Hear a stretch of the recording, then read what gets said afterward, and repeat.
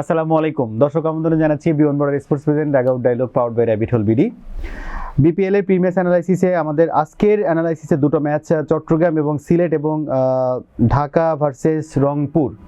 প্রতীক ভাই, আমরা চট্টগ্রামের এর আগের ম্যাচগুলো দেখেছি এবং সিলেটের ম্যাচও দেখেছি। আমরা আপনার কাছে ফার্স্ট ম্যাচের কথা যদি জানতে চাই যে চট্টগ্রাম ভার্সেস সিলেটের কাকে এগিয়ে রাখছেন? অবশ্যই সিলেট টাইটান্সের স্কোয়াডটা অনেক ব্যালেন্সড মনে হচ্ছে এবং অনেক প্ল্যান করে যে স্কোয়াডটা করা সাজানো বিপিএলের মতো আসরের জন্য, এটা কিন্তু আমাদের মনে হয়েছে খেলা দেখেও। আর ওমার জাই, মঈন আলী তো এখন আশা বাকি রয়েছে, সে কথা নাই বললাম।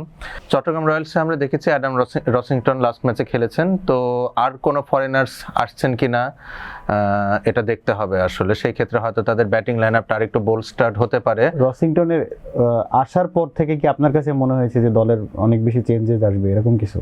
তা না, তবে বিসিবি এই টিমটার দায়িত্ব নেওয়ার পর তাদের পক্ষ থেকে বলা হয়েছিল যে কিছু ফরেনার্স তারা অ্যাড করবেন, সময়ের সাথে সাথে তারা টুর্নামেন্টে আসলে যোগ দিবেন। তো দেখেন, প্রথম ম্যাচের পর একজন ফরেনার বেড়েছে, হয়তো আগামীকালকে আরেকজন আসতে পারেন।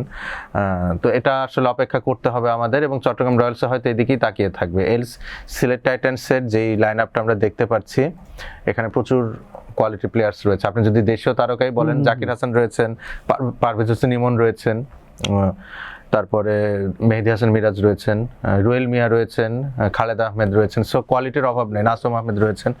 তো চট্টগ্রাম চ্যালেঞ্জার্সকে যদি খাপ খাওয়াতে হয় বা কম্পিটিটিভ হতে হয়, অবশ্যই তাদেরকে নতুন করে কিছু প্লেয়ার ইনক্লুড করতে হবে। চট্টগ্রামের যে পারফরমেন্স আমরা দেখছি যে গত ম্যাচেও কিন্তু খুব বেশি ভালো খেলেনি, যেটা আমরা বলি যে, বা আপনি বলছিলেন যে একটু প্ল্যান ওয়াইজ যেটুকু খেলেছে সেটাও মোটামুটি ধরে নেওয়া যায়, কিন্তু আসলে আপ টু দ্য মার্ক না।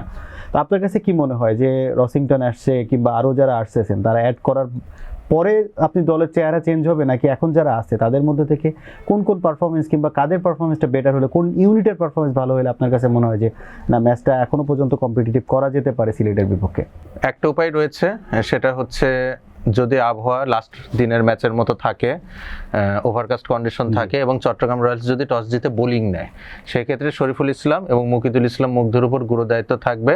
সিলেট টাইটান্সের টপ অর্ডারটা বা মিডিল অর্ডারটা যদি তারা ভাঙতে পারে এবং লোয়ার মিডিল অর্ডারে যদি দ্রুত এন্ট্রি নেওয়া যায়, সেই ক্ষেত্রে একটা সুযোগ থাকবে। সিলেট টাইটান্সকে যদি অ্যারাউন্ড 120 to 130 আটকানো যায়, তখন হয়তো তারা টার্গেটে চেস ডাউন করতে পারবে। সেক্ষেত্রে আসলে বিপদ, কারণ আপনার অপোনেন্টে খালেদ আহমেদ এবং মোহাম্মদ আমিরের মতো ফাস্ট বোলার রয়েছেন। এরকম কন্ডিশন পেলে, আর চট্টগ্রাম রয়্যালসের ব্যাটারদের যা অবস্থা এখন, আল্লাহই ভালো জানেন যে কি অবস্থা হয়। তো আসলে খুব কঠিন চট্টগ্রাম রয়্যালসের জন্য কালকে কম্পিটিটিভ হওয়া। বাট যদি কিছু চেঞ্জেস তারা আনেন, আমি খুবই চাইবো যে সাদমান ইসলাম ওপেন করুক কালকে নাইম শেখের সাথে। তাহলে আমরা বলতে পারি যে দুজন ন্যাশনাল টিমের ক্রিকেটার আসলে টপ অর্ডারটা সামলাচ্ছেন। অবশ্যই আমি রসিংটনের জায়গায় সাদমান ইসলামকে দেখতে চাচ্ছি, বা ইভেন গুরবাজ যিনি উইকেট কিপার রয়েছেন তার জায়গায় হয়তো সাদমান ইসলামকে ইনক্লুড করানো যেতে পারে। সেক্ষেত্রে অ্যাডাম রসিংটন উইকেট কিপিং করতে পারবেন, কোনো সমস্যা নেই। গুরবাজের কথা যদি বলতে চাই, এটা কিন্তু কেউ দর্শকরা রাহমানুল্লাহ গুরবাজের কথা ভাববেন না। ইনি হচ্ছেন পাকিস্তানি গুরবাজ। ইভেন এই গুরবাজের খেলা আমি পিএসএলেও নিয়মিতভাবে দেখিনি। পিএসএলে তো লোকাল প্লেয়ার 7 জন থাকে, ফরেনার 4 জন থাকেন। সেই লোকাল 7 জনের মধ্যে গুরবাজকে আমি কখনো স্কোয়াডে নিয়মিত হতে দেখিনি। সেখানে চট্টগ্রাম রয়্যালসে মাত্র 3 জন বিদেশি, তার মধ্যে গুরবাজ একজন। আপনি বুঝতেই পারছেন যে এই টিম বর্তমানে কি অবস্থায় রয়েছে। তাহলে আপনি চট্টগ্রাম টিমের একটা চেঞ্জের কথা বললেন, সিলেট টিমকে আমি লাস্ট ম্যাচের কথাই ধরতে পারি যে এই টিমই নিয়ে খেলছে, নাকি কোনো চেঞ্জ? ওয়ার্কলোড ম্যানেজমেন্টের ইস্যু থাকলে ইবাদত হোসেন আসবেন। অ্যাপার্ট ফ্রম দ্যাট আমার মনে হয় না খুব বেশি ফাইন টিউনিং করার দরকার রয়েছে। ওকে, আমরা পরের ম্যাচ নিয়ে একটু আলোচনা করতে চাই। সেক্ষেত্রে এই ম্যাচে ঢাকা এবং রংপুরের একটা হাড্ডাহাড্ডি লড়াই আমরা এক্সপেক্ট করছি, কারণ দুইটা টিমই কিন্তু মোটামুটি বেশ ব্যালেন্স টিম। রংপুর তো অবভিয়াসলি আপার হ্যান্ডে থাকে। এই টিম নিয়ে আপনার এক্সপেকটেশন কি? কোয়ালিটি সাইড দুটোই বলতে পারি, তবে উসমান খান অ্যাভেলেবেল থাকবেন কিনা কালকে, এটা একটা দেখার বিষয় রয়েছে।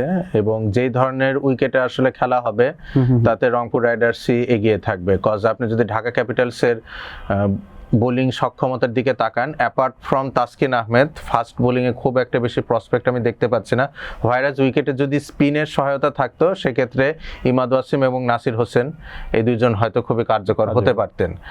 সেদিক থেকে রংপুর রাইডার্স এগিয়ে থাকবে। এবং ব্যাটিংয়ের কথা যদি আপনি বলেন, দাভিদ মালান এবং লিটন দাস এই দুইজনকে আউট করতে গেলে ঢাকাকে হয়তো নতুন কিছু প্ল্যান নিয়ে আসলে মাঠে নামতে হবে। মাহমুদুল্লাহ রয়েছেন, খুশদিল শাহ রয়েছেন, ফাহিম আশরাফ রয়েছেন, তাওহিদ হৃদয় মুখিয়ে থাকবেন রান করার জন্য। তো আপনি যদি ব্যাটিং বলেন বোলিং বলেন দুটো দিক থেকেই রংপুর রাইডার্স এগিয়ে থাকবে। বাট এই ম্যাচটা হয়তো অনেক কম্পিটিটিভ হতে যাচ্ছেন, কজ ঢাকা ক্যাপিটালসে কিছু কোয়ালিটি প্লেয়ার রয়েছে, সাইফ হাসান রয়েছেন, নাসির হোসেন রয়েছেন, সাব্বির রহমান রয়েছেন, ইমাদ ওয়াসিম রয়েছেন, তাসকিন আহমেদ হয়তো আগামীকালকে খেলবেন। তো মাঝখানে বেশ কয়েকটা ডাল ম্যাচ আমরা বিপিএলে দেখেছি, হয়তো কালকে প্রথম ম্যাচও ডাল হতে পারে। বাট এই ম্যাচটা হয়তো দর্শকরা তাদের টিকিটের পেছনে যে পয়সাটা খরচ করবেন সেটা হয়তো উসুল হলেও হতে পারে। আপনার কাছে জানতে চাই যে দুটো টিমেই কি কোনো চেঞ্জেস আপনি এক্সপেক্ট করছেন? হ্যাঁ, তাসকিন আহমেদ হয়তো উনি ব্যাক করবেন, যেহেতু প্রথম ম্যাচে খেলেননি, IL-T20 থেকে উনি ফেরত এসেছেন। তাসকিন আহমেদ ইনক্লুডেড হবেন এবং উসমান খানের অ্যাভেলেবিলিটি একটা ইস্যু, উনি যদি না থাকেন সেখানে তো একজন প্লেয়ার রিপ্লেসড হবেন। রংপুর রাইডার্সের ক্ষেত্রে আমার মনে হয় না, লাস্ট ম্যাচে তারা খুবই ক্লিনিক্যাল ছিল এবং I would love to see they stick with the same combination. যদি আপনি প্রেডিকশন করেন সেক্ষেত্রে? প্রথম ম্যাচে তো সিলেট এবং টুর্নামেন্টের স্বার্থে সেকেন্ড ম্যাচে আমি চাইবো ঢাকা ক্যাপিটালস জিতুক। বাট আপনার প্রেডিকশন কি বলছে? রংপুর জিতছে? হ্যাঁ, আমার মানে অন পেপার যদি বলেন তাহলে রংপুর জিতছে, বাট যদি ঢাকা জেতে তাহলে টুর্নামেন্টটা একটু প্রাণ ফিরে পাবে। ধন্যবাদ প্রতীক ভাই। দর্শক, আমরা জানি যে খেলায় হার জিত থাকবে, একটা দল জিতবে একটা দল আসলে হারবে, কিন্তু তারপরেও আমরা চাই যে হাড্ডাহাড্ডি লড়াই হোক, বিপিএলটা আরও বেশি দর্শক জনপ্রিয়তার তুঙ্গে চলে যাক। এই ঠান্ডার দিনে ঘরে বসে বিপিএল দেখে যেন আমরা উত্তেজনায় ভরপুর একটা ম্যাচ দেখতে পাই, এই আশাবাদ ব্যক্ত করে আমরা আজকের প্রিমিয়ার অ্যানালাইসিসটা শেষ করছি। আমাদেরকে আপনাদের মতামত জানাবেন, মতামত জানিয়ে আমাদের কমেন্ট বক্সে কমেন্ট করবেন আপনারা কেমন বিপিএল দেখতে চান। এবং ততক্ষণ পর্যন্ত ভালো থাকুন, সুস্থ থাকুন। আসসালামু আলাইকুম।